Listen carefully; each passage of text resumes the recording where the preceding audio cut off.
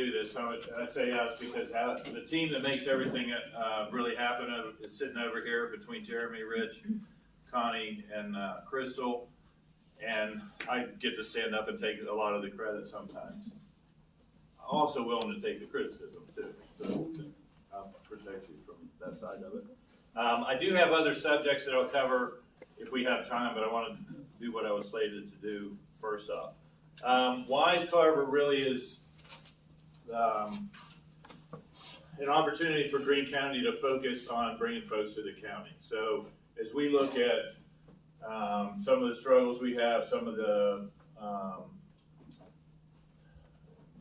the sales points of getting people to move to Greene County are pretty tough sometimes. The tax structure is upside down. The opportunity for housing into inventory is not quite right. There are no patio style homes or limited smaller homes. Infrastructure limits where we can build homes. So one of the options is to bring people to Greene County on a temporary basis. You can call them tourists, you can call them visitors, you can call them transients, interim people that are going to come here but spend time and money. And we're after the money part, right? So to build a structure of the economy that doesn't require investment in foundations and business and so forth, you can bring people here. A long time ago, stationed in North Carolina in the military, and there was a farm probably 20 miles outside of the populated area, and ironically it was called Mike's Farm. But they had a business model that we could broadly look at, and the model was when somebody got to that destination, take every dollar out of their wallet before they left. Right, so you're toting little kids, and you could put a quarter in the machine and get duck food, or you could spend $40 on a family meal, or you pick up produce or Indian corn or whatever that was. But when they got you to that destination, they wanted every dollar in the interest area that they could get. So whether it was older folks that wanted a leisurely place to sit on a porch in the country, or young kids going through a pumpkin patch. But literally, when you left there, you didn't have any money, right? So kind of the same concept. When we bring people to Greene County, and within 60 miles of here, there's 1.1 million people that we can gain their attention or their business here. And then we got to figure out how to do that. So as we go forward, you'll see other things like this Country Fest that we're doing. First time we're ever doing it, Labor Day weekend, bunch of bands, right? Sell tickets, bring people here and see how that goes. At a minimum, they're going to go to that event. So they stay in a hotel, they go out to dinner, they buy fuel or whatever that is. So that's another opportunity, a pillar of economic development to have people visit here and spend their money. Wisecarver falls in the same arena. It's going to offer a very diverse outdoor activity area for a bunch of special interests. The background, really, as far back as I know, about 2009, they started talking about this. And if I say something wrong, don't hesitate to correct me. They started talking about this. The original dam was built in about 1930, and it was a water reservoir for drinking water for Southwestern Pennsylvania Water Authority. Over time, other sources of water, changed. It is a high-quality watershed, though, so we have to pay particular attention to what we do in and around that area. I think today the only use for that water would be an emergency drawdown for, access to fires or a mine fire or something like that, but they're not using it for drinking water. So that was in 1930. It's about 18 acres of surface area out there. 2009 initial talks about partnership, county and the water authority and so forth. And about 2016, I think that really got solidified in an idea of the county having the opportunity to do something out there. And then it sat around, there were some plans drawn up, there were some special interest groups to include a softball association, the Isaac Walton League, and some discussions around that. And a basic design was developed through an engineering firm and so forth. And then it kind of just sat around for a while. This is not an easy thing to do. So as you get distracted with other projects or priorities and stuff, these kind of things sit around. When Betsy and I got in office and COVID came, we were kind of like, okay, we want to do stuff. We're new, energetic, young to the office, right? So one of the projects we could pick up was pick this up off the shelf because we didn't have a visit with people. There was already a good idea. Most of the engineering was done and everything, but one of the stumbling blocks was the DEP. So I think I'm talking faster. So there's the background. I'm talking faster than my slides. So DEP is an issue, and if you compare us regionally with our neighboring states, you'll find that Pennsylvania is not business friendly. It's not construction friendly.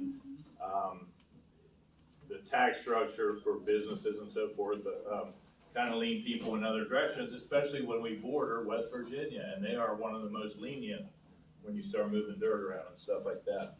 So as we were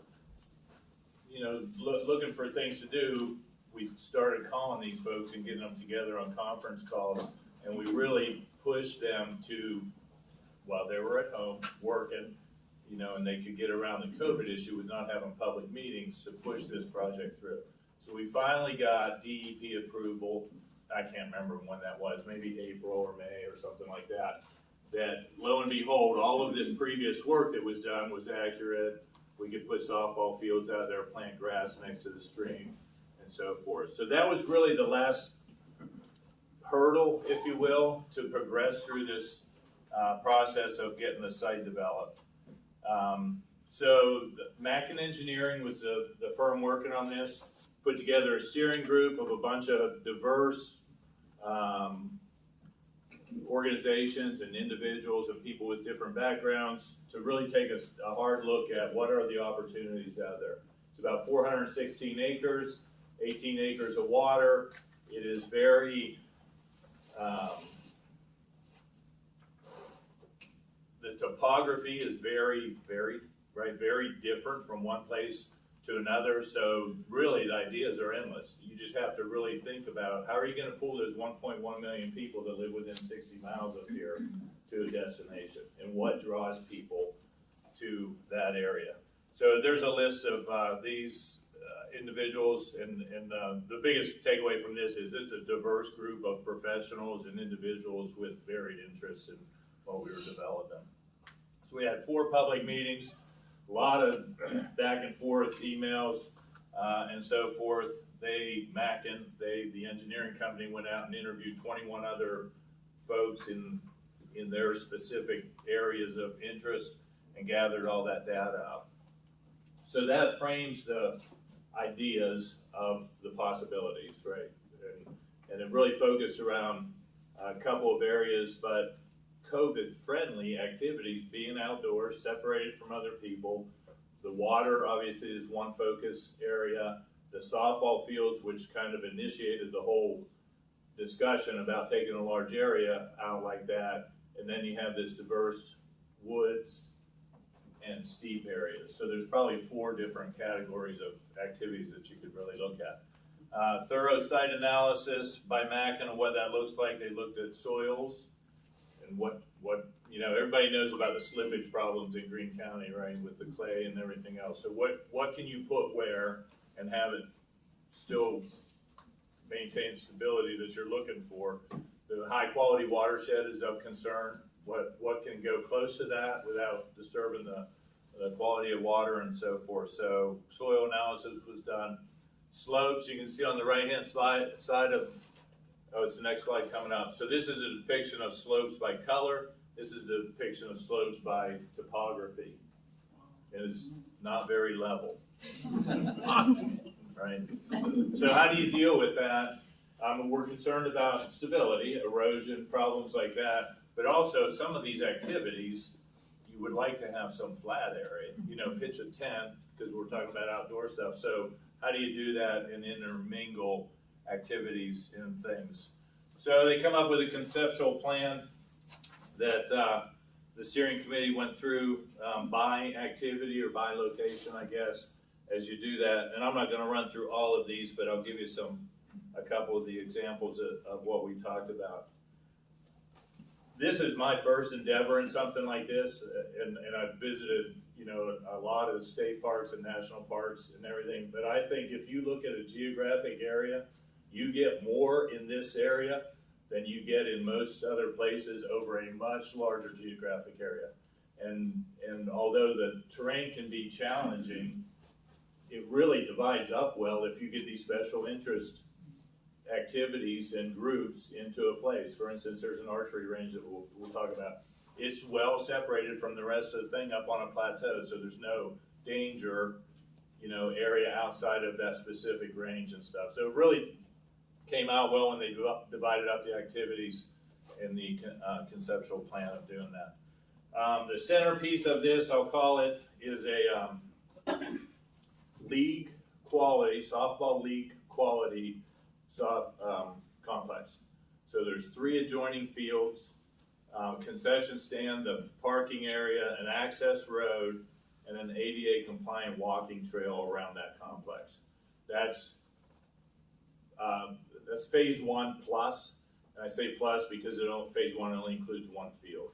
But they're doing all the earthwork and stormwater drainage and all that other stuff for all 3, but it'll only include 1 surface at this point. That's what's going on right now. If you drive out in West Waynesburg through Bucktown and up Water Dam Road, they're currently working on phase 1.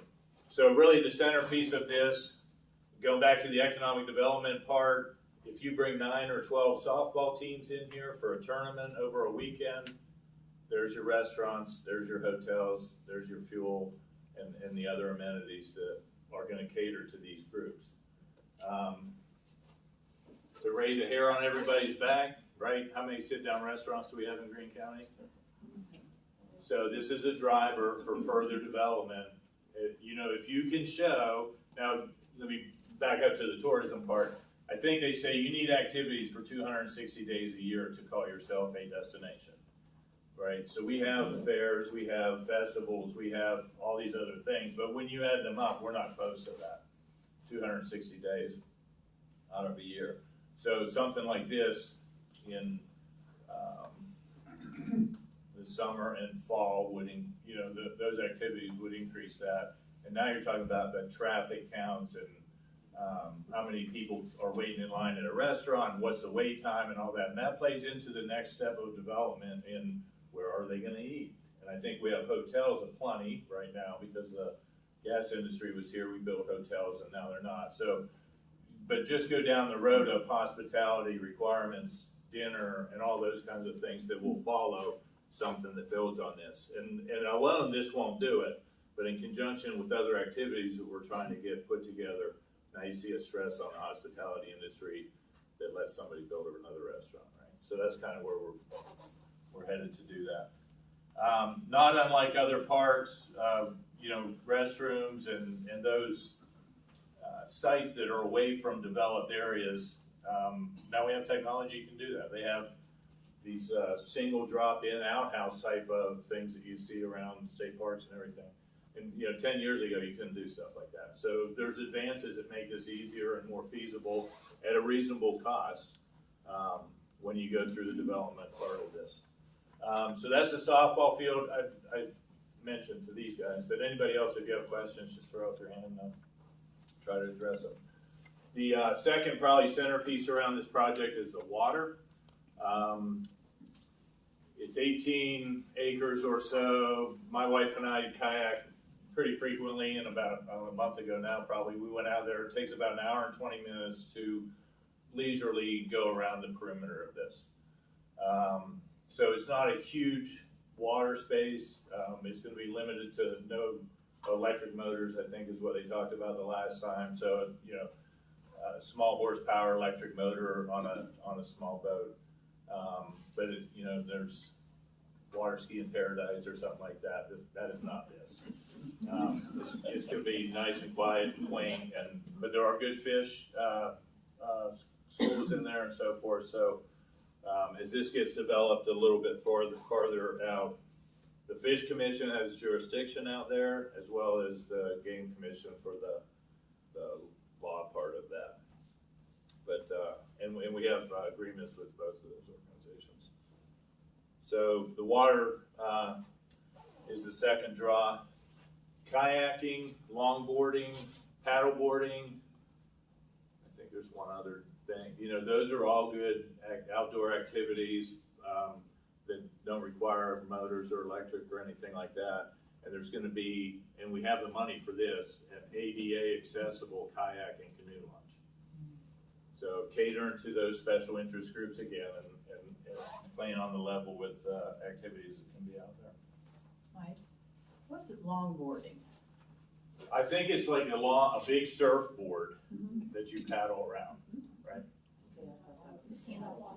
You stand up and paddle. Yeah, oh, okay, so that's what they call longboarding. Does the Fish Commission stock that? I think they have in the past, but I'm not sure it's currently. Yes. So they currently stock it. Good thing. And I don't know how many fishermen and women we have in the crowd, but there's a lot of fishing activity around Greene County with the stocking program, and it's good. I mean, people come from quite a distance to come in and fish the stocked rivers and so forth. So that's a draw. You know, one of the things back to this business model, you want to pull people into your destination that have dispensable income, right? So although this is available to walk down there from West Waynesburg or be bused from wherever, it's desirable to have people there that have more money, right? So they have dispensable income to invest in those kinds of things. And it brings an opportunity for further advancement. When those people show up with $60,000 campers and trailers, those are the clients you're looking for, without being negative about other clientele. But I mean, that's who you're really looking for in a business model to get your county up and running. Okay. I talked about this a little bit. So there's a lot of interest in catering to the population writ large, right? Everybody to be inclusive. So ADA compliance. This is the larger trail. We saw one that went around the softball complex. That will definitely be stroller friendly, wheelchair friendly, and so forth. This is a plan to do a much larger ADA compliant. Now this is hard. When you get down into the swamps, you have to have an 8-foot wide, protected elevated walkway to make that compliant.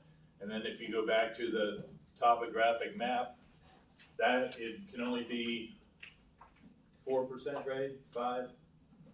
1 to 12. 1 to 12 for ADA compliance. So, when you get those angles like that, you have to go back a long ways and start grading that out and cut and fill to get the things. But we think it's important to make sure that everybody has an opportunity to get around the complex and see the things that are out there.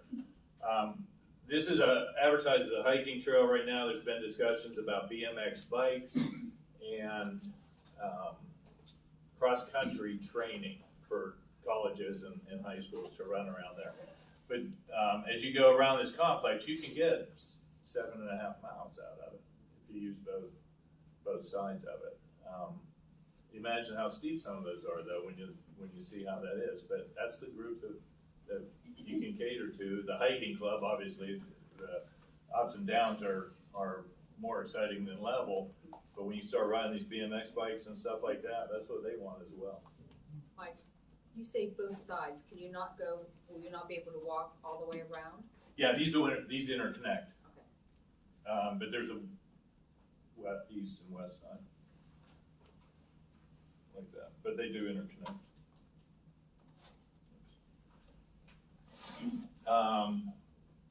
When we talk about diversity of events, so not all of it has to be physically demanding and everything else, right? So down in this event space,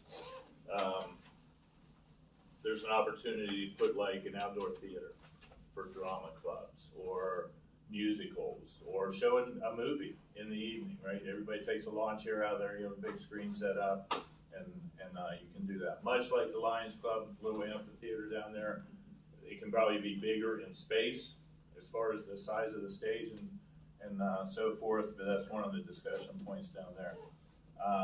Food truck events, just to open up your imagination about what you can do in a large space that's not crowded by city noise, you know, it's gonna be nice and quiet out there, so you can have your small orchestra or a brass section or something and not be overrun by traffic and stuff like that. So it's wide open for interpretation about what we wanna do out there. This bicycle pump track up there is like those really steep jumps that, that's pedal bicycles again, but you see kids doing all their tricks up there and stuff like that. So a lot of opportunity for a variety of activities and interest groups out there. One of the benefits to this is its location as well. So there's another initiative to make a trail, a biking, walking trail from the entrance of Watertown of Water Dam Road behind the metal recycling Levines or Rohanna's along the river there, get people off of 21 back into West Waynesburg. So they can kind of take a back way to get out there without having a vehicle or without walking on the road. There is a sidewalk there, but you know, it'd be much nicer if you can get them separated. That's a different project, but in there as well. Nature area and wetlands, organizations like the Isaac Walton League and the Boy Scouts and so forth, this is a great opportunity for them to come out, one, to contribute as a partner. What do you want as programming? What's the education that you want to participate in? But it also offers a unique observation point from an elevated place, right? The same thing with the ADA compliant trail. Now you don't have to get your feet wet to see a heron or an egret or whatever. There'll be observation places with placards up talking about those kinds of things. This is very unique, and I'm not sure there's another one in the state. I mean, certainly there are archery ranges, but this is a combination of a static range where you can shoot, you know, probably out to 50 yards or so with a bow or a crossbow, but then a walking 3D target archery range. And it's set up like a golf course. You look at the left-hand side there, so you're never in danger, you're never shooting towards each other, right? Just like theoretically on the golf course. So a lot of people are excited about that. We're still working through how to, you know, obviously we need the money up front to pay for these kinds of things, but do you get money back by charging people? Is it a county contribution to the pub? You know, we don't work through a lot of those things, but clearly if we have industry partners and special interest groups that contribute to things like that, I would be of the mind, if you're an archery club and you want to run this thing, you know, have at it. We'll do up a little contract, you keep it clean, you keep it safe, you do all those things, and we'll provide some kind of stipend at the end, you know, for materials and all that other stuff. We clearly don't have the people in the county to run something like this.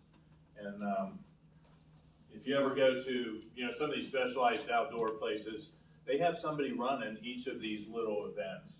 You know, if you're gonna buy, I don't know, you know, if you go to a golf course and you can buy your tees and balls in one place, and then you go rent your clubs in one place, and you go get lunch in one place, those kinds of activities divided up in workspaces, if you will, where people are going to take care of the clientele is kind of what we envision out here. In the end, I'd like to put, so if you ever pull into a national park or something, there's a host, a camper, right? You go off hours or whatever, you knock on his door and they're like, yeah, go down here and do whatever, you get a tent space or whatever. We could have somebody live out there in a tiny house, retired couple, you know, that would oversee mostly the security of this place at night, but also if there's any events during the day, they would be like subject matter experts on what's going on.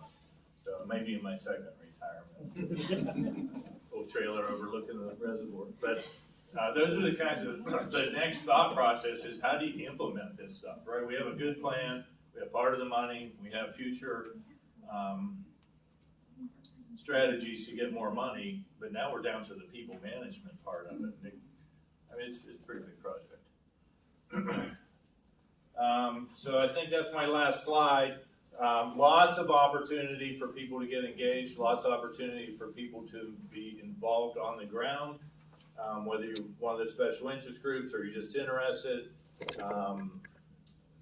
You know, I've mentioned Isaac Walton League a couple times, but they're really kind of leaning forward in some respects about the water part of it, right? They want to help with the stocking and clearing. Right now, you can't really walk around that facility yet, but other interest groups like that are more than welcome to start participating in these things. I would encourage you to stop out and look at the big machinery that's moving dirt around. And it's hard right now for me to envision. I'm not an engineer by any stretch. They got piles of dirt separated, and but it's that process. But, it's in process, so that's all good. We're excited about it. Like I mentioned, the opportunity to build part of becoming a destination for a group of people that may not typically come to Greene County for another event, but this may draw them from fishermen to up by that archery range. There's an radio controlled aircraft and drone pad as well, so it'll be up away from the people, without running into everybody in an elevated. So those and ideas like that are still on the table. If it doesn't cost a lot of money and we can integrate it into a plan, we'd be more than happy to look at those things. So that's Wisecarver. Any questions about that? I got one more. Mel? Is there any plans to clear off some of the banks for fishing before, like in the immediate future, since it is a stocked area? I know my husband has fished up there a couple times, and it's really difficult to cast because it's so overgrown. There is. I can't give you a real timeline on it. The Isaac Walton guys want to be involved in that, and they're all aged. But other groups are more than welcome to coordinate with us and do that. We can give them the requirements and what that looks like. But there is a lot of brush clearing to be done. And it's all within this design. It'll tell us what we can do. This is, and what I gave you was a third of the slides maybe. This is the total package right here. And they did a really good job, I think. When you go back to the back of it, it includes opportunities for funding and matching and state level contacts and stuff like that. That's available online. I can shoot you the URL and you can get it out to folks. But there's a lot, as you can imagine, if you start moving a lot of dirt around, there's a really intense plan that's already been developed and approved. So that's that. Rich, anything to add? Did I get it? You got it. Captured it? Good answer. Okay, how am I doing on time? You're good. Okay, let me. Any questions about that? But before I do this, any questions generically about the county? And I don't care what it is. One of the things that we're really trying to do is get information out to the population through transparency and, we're Facebook Live in all of our meetings. It's your money that we're making decisions about. And we want you to, one, you can have input to it, but two, know what we're doing with your money when we get there. Any questions generically? Anything? Mine's more of a comment, I guess, but some of the residual impacts I could see in Greene County being very rural. There's a lot of, like, geocaching. If people are gonna camp there could, people could put geocaching places all around the county. Yep. And you got these mom and pop stores and different places that normally might not see a lot of business, but if somebody's traveling around to look for those geocaches, Yeah. it would bring business around the county. Yeah, absolutely. Anything that,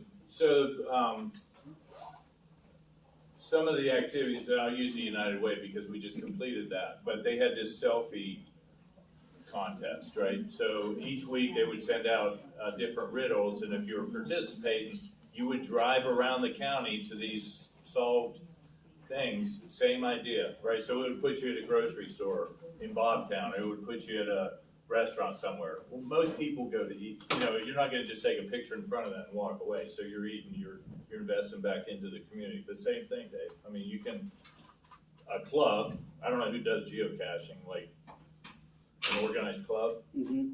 You could set that up and publish it. The maps that we have, there is a defined bridge tour, right, for all the covered bridges in Greene County, and that's on the county map. But certainly online, you could have a Greene County geocaching activity of whatever that's called. and bring people around and publicize it. Yeah, and that's something that would be very cheap, Right. because people could actually set up the geocaches around the county and it wouldn't cost any money, but you'd have Yeah. those folks roaming around. It's amazing, especially during COVID, I think people adapted to being, family oriented, right, with their family. So instead of going to a large group, a large crowd somewhere, they're like, let's get in the car and we're gonna drive to whatever. That's an activity and it gets people outdoors. Generically, our entertainment value has changed over the last 2 years. You're not going to a theater and watching a movie for 3 hours with 90 people you don't know. I mean, if you've been in a theater recently, there's like 4 people in there. So, but now we see this increased activity outdoors. If you tried to buy a kayak last year, you couldn't find one. Bicycles are the same way. So unique to Greene County is this opportunity to be in clean air, away from people, yet have some of the amenities that people desire, like, activities that are outdoors, and go to a small, quaint Nineveh general store or something like that instead of Walmart, right? So we're trying to cater to those kinds of things, and we leaned that way, and Betsy in particular was, as a nursing background, she was like, get outside, we need the people to get outside, and now they're used to that, and we want to continue to cater to that opportunity. Right? Good, that's a good point, though. Amy? When you had mentioned archery, C&D's son is really into archery, Yeah. but KJ Polish and even Colton Lippincott from the area are on the professional side of archery. They might be able to get you in touch with their sponsors or somebody to help offer. Yeah. He's actually He's at the Paralympics. Yeah, I saw that. Yeah. So they might be somebody to utilize for the archery side of it, even to bring in funding for it. They would be great assets. What would really, that's a good point. What we'd really like is somebody to go, I'll take control of that. Because, we're really spread thin and we're working really hard on a bunch of different things. But if somebody could step up, just, for example, like 4-H leaders do for the fair. If there was somebody passionate about that specific subject, we could resource them, we could get them the contacts, we could finance to, whatever ability we had. But their special interest and knowledge in that sport would go a long ways to make that I believe contribution. KJ has an archery shop as well. Yeah. So he might be more of an asset to help operate that. So those are the kinds of things we're looking at. We're really into partnerships. We want to marry up interests and resources and time, right? Time is a real valuable thing, and a lot of people don't have enough of it. We're working 20 hours a day out of 24, and we really need some help. But those are the kinds of things we really want to partner with. Anything else on that specifically? Let me touch a couple things real quick. Broadband, I know everybody's interested in that. So last year during COVID, we found 40% of our students couldn't get online. The county, am I messing up your video? The county invested $1.2 million of CARES Act funding, and we were matched with 1.6 with the industry. So we got almost $3 million by December of 2020 invested in broadband, 8,300 houses and businesses brought online with gigabyte speed capability. So when we invest in broadband now, we're only doing gigabyte capability because we don't want to go back in 5 or 7 years and have to do it again, right? So that was a success story. We early invested in a feasibility study, one of the only counties in the state that did that. And the professionals, the people, subject matter experts, line up your capabilities, underserved and unserved areas, and how to get to them most efficiently and effectively. Being a Marine, I'd like things pretty simple. And I make this like the discussion like a garden hose. If you want to water your garden from your house to your garden, you lay down a hose. You don't drill a well out here, right? So when people in Sprague's go, I want internet, it has to come from South Waynesburg down 218. We're not drilling wells out in Sprague. So the farther you go, the more expensive it gets by household. There's no way to get around that. So that 8,300 houses for $3 million, that was a good investment. The next one is we anticipate a positive response for Appalachian Region Commission grant. Windstream industry partners already came back with 2.7 million. That's a 2.5 on our part, so there's another $5+ million, and we're looking at about 23 or 2,500 houses for that. It's already planned, we're waiting for the money. The next one is a NTIA national program. We just put in a grant request for 8.3 million. That'll be the next step. But you know, you get less back for your investment the farther you go. But in the end, we want everybody to have the gigabyte capability. And then separate from the county requirements or requests, Windstream was awarded an RDOF, $14 million federal investment program. And that'll lead on the tails. All of these programs are, I'll call it sequential. They've been planned like on a checklist, like this is the most effective, efficient way to get out there, and the next dollar we get, we're putting it against this problem. And the next dollar we get, we're putting it against this problem. So there's no overlap, overbuild, all of those inefficiencies have been taken out by this feasibility study and the plan that we're executing. So, you know, 6 years, that RDOF's a 6-year program. 6 years from now, everybody should be pretty close to a gigabyte speed capability. The initial analysis was a $70 million investment to get everybody up. I think we can do it for about 50, just because we're getting efficiencies in some of the programs we're looking at. So that's internet. That's about that. One of the things we're looking at, I get two other things. So if you wanted to build or had an interest in a small business, or you had a student up at Waynesburg and they want to do something, whether it's online or printing t-shirts or whatever it is, we don't really have a good place to put them right now. To give them an opportunity for mentorship with a business partner or something. So the old Sylvia's building is across the street from the courthouse. The county currently owns that. And we have a federal earmark request in and a RCAP request in that would match each other to put $2.7 million into that building and have a business incubator build up. A lot of work. The engineering plans are done, but that building's not inhabitable right now. So a lot of work to do that, probably a 2-year construction project. But then we would have the opportunity to offer low capital investment rent for individuals that wanted to try to get a business up online. We partner with the university, you know, with entrepreneurship and coaching and stuff like that. And now you have a business incubator built up in Greene County. So that's another idea. So, you know, because our finances are in such, looking for a good word, shaky ground, disarray. But we're getting better, and talk briefly about that.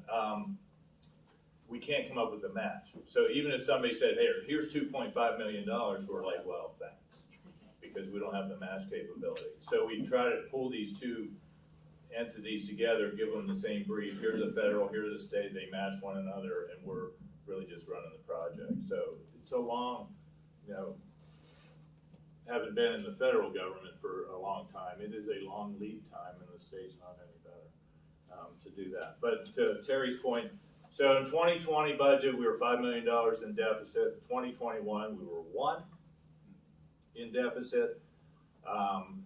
We got there by mismanagement and poor spending. We got out of it by reviewing all of our contracts. We let about 22 people exited county government employment. We didn't replace them. We moved people around. That was a overage of personnel. We have offered early retirement, renegotiated our medical coverage. I mean, everything that a business would do to bring you back in compliance with a balanced budget, right?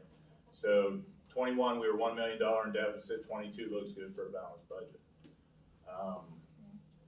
But it's not pleasant. It's not easy. But you gotta start with what you have and move forward from there. Ironically, so here's a good example. It's still good, Mel? Mm-hmm. So when you build a house or improve on your lot, you would, right, Roosevelt said, there's only 2 things you can be sure of: dying and paying taxes. So when you make an improvement on your property, you owe the government a permit, or I did this, come look at it, an appraisal or whatever. There are 7,000 in Greene County unreported improvements. So during COVID, we bought a special software package, did an overflight of the county with really high tech, high digital photography type stuff, and now our assessors can do it in their office. So they look at your property and they go, 2017, this wasn't here. You have a 40 by 60 Morton barn, you know, that cost you $65,000 to put up, and you haven't paid taxes on it yet.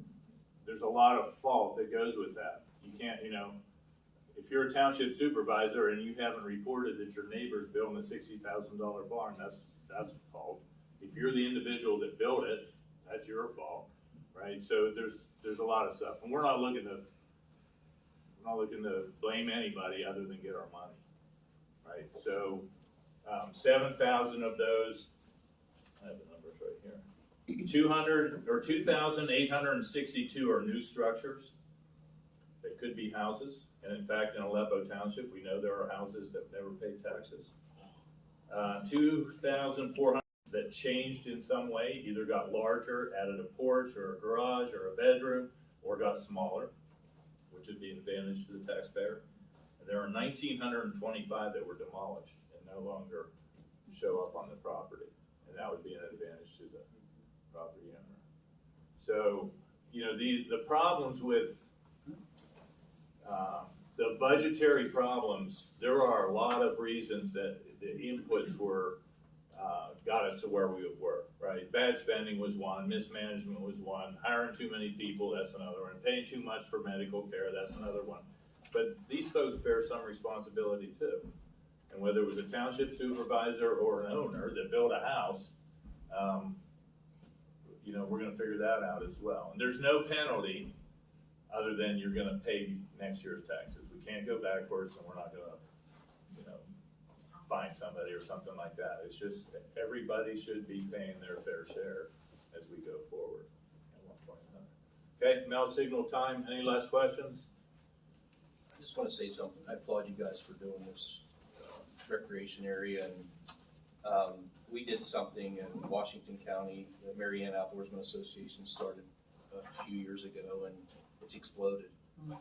We went from having 100 members and wanting to have 400 members, and now we have close to 1,000 members. And they're coming from all different states, huge, fishing, hunting, staying in a lodge that we have. And you guys will get the same thing. You guys will. So I applaud you guys for doing it. Thanks, sir. Hey, Mike, I got a question. On the incubator program, are there any plans in the future to construct some industrial space for incubator businesses where they could maybe pay rent at a lower rate than what might normally be? Not currently, but we can look at that. There are empty industrial buildings around now. I lived in State College for 15 years and they had a program like that. It seemed like it did very well. You know, where a business could come in, they could start up, maybe pay $10 a square foot versus paying $25 or $30 a square foot for, you know, to rent the property. And then, you know, the Small Business Development Center would help them find a permanent home. Yeah. That's exactly this idea, but this would be office space. Yeah. And I mean, we can look at stuff like that. We're wide open to any ideas that we can afford. Right. That's the bottom line. So, thank you. Thanks for being attentive.